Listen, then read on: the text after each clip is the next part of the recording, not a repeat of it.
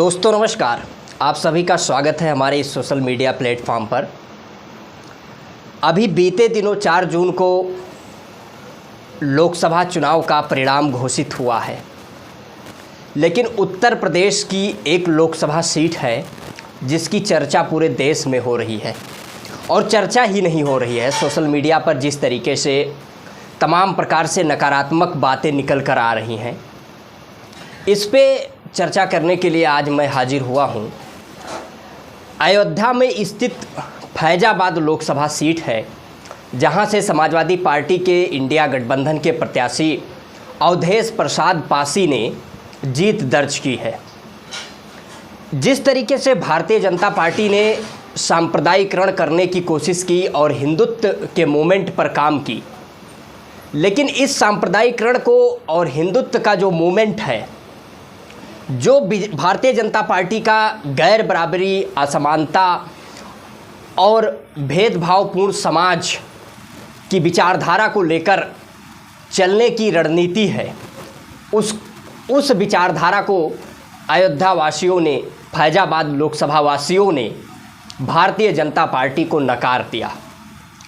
लेकिन जिस तरीके से तमाम नकारात्मक बातें सोशल मीडिया के माध्यम से ये कही जा रही हैं कि अयोध्या के लोग गद्दार हैं, फैजाबाद लोकसभा वासी गद्दार हैं, वो हिंदू नहीं हैं, हिंदू के नाम पर कलंक है, तमाम प्रकार से यहाँ तक कि अभद्र टिप्पणी भी सामने निकल कर आ रही है, देखने को मिल रहा है।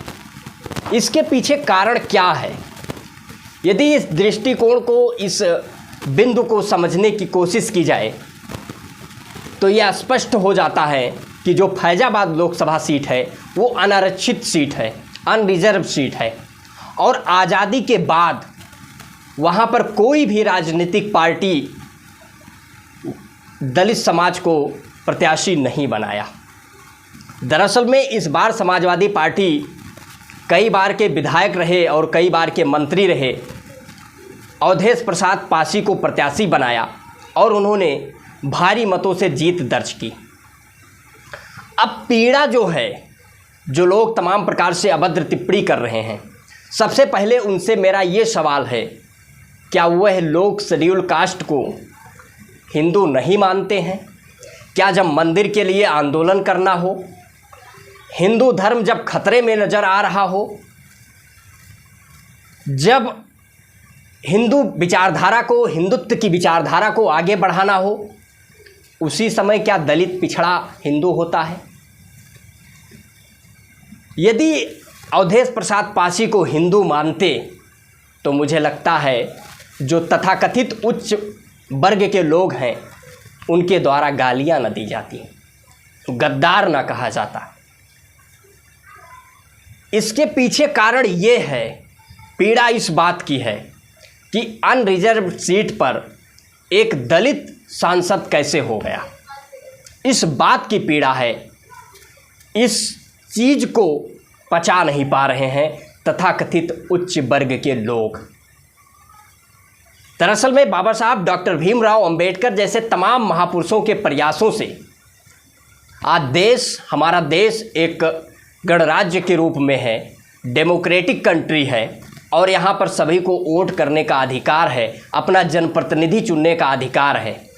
और जिस तरीके से भारतीय जनता पार्टी द्वारा राम मंदिर निर्माण के नाम पर अयोध्या वासियों का घर उजाड़ा गया, गरीब बस्तियों को उजाड़ा गया और उनके घरों पर बुलडोज़र चलाया गया, दुकानों पर बुलडोज़र चलाया गया, गरीब बस्तियों को उजाड़ दिया गया, कहीं ना कहीं ये अयोध्या वासियों की पीड़ा थी।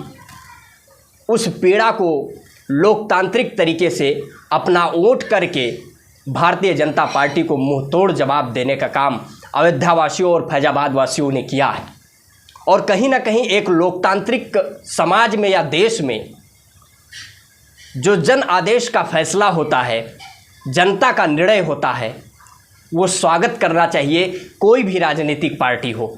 लेकिन जिस प्रकार से तमाम प्रकार से अभद्र टिप्पणियाँ की जा रही हैं, इससे स्पष्ट समझा जा सकता है कि नकारात्मक लोग समाज में नकारात्मकता ही फैला सकते हैं, उसके अलावा और कुछ नहीं कर सकते हैं। दरअसल में धर्म, मंदिर, मस्जिद ये राजनीति का केंद्र नहीं होना चाहिए, क्योंकि हमारे देश का संविधान धर्मनिरपेक्षता की बात करता है, किसी भी धर्म को आधार नहीं मानता है। जिसकी मर्जी हो वो जिस धर्म में आस्था रख सकते हैं, ये हमारे देश का संविधान स्वतंत्रता देता है। और एक लोकतांत्रिक मूल्यों के आधार पर, लोकतांत्रिक मूल्यों को ध्यान में रखते हुए ये चुनाव हुआ है और वहाँ की जनता ने अवधेश प्रसाद पासी को अपना जनप्रतिनिधि चुना है। तो कहीं ना कहीं, और वो लगातार जनता की सेवा करते रहे हैं, कई बार के विधायक रहे हैं, मंत्री रहे हैं 6 बार के, तो कहीं ना कहीं उनकी लोकप्रियता और जनता के प्रति लगाव और समाजवादी पार्टी के राष्ट्रीय अध्यक्ष अखिलेश यादव की रणनीति, जो उनकी पीडीए की स्ट्रेटजी थी, पिछड़ा दलित अल्पसंख्यक और पिछड़ा दलित आधी आबादी की स्ट्रेटजी थी, वो कहीं ना कहीं केवल अयोध्या फैजाबाद सीट पर ही नहीं, पूरे उत्तर प्रदेश में समाजवादी पार्टी की स्ट्रेटजी कमाल करके दिखाई है।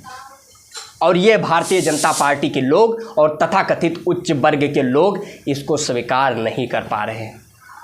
इस विषय पर आप सभी लोगों की क्या प्रतिक्रिया है? आप अपनी प्रतिक्रिया कमेंट बॉक्स के माध्यम से अवश्य दें। यदि वीडियो को यूट्यूब चैनल पर देख रहे हैं, चैनल को सब्सक्राइब करें। वीडियो को फेसबुक पेज पर देख रहे हो तो पेज को फॉलो करें।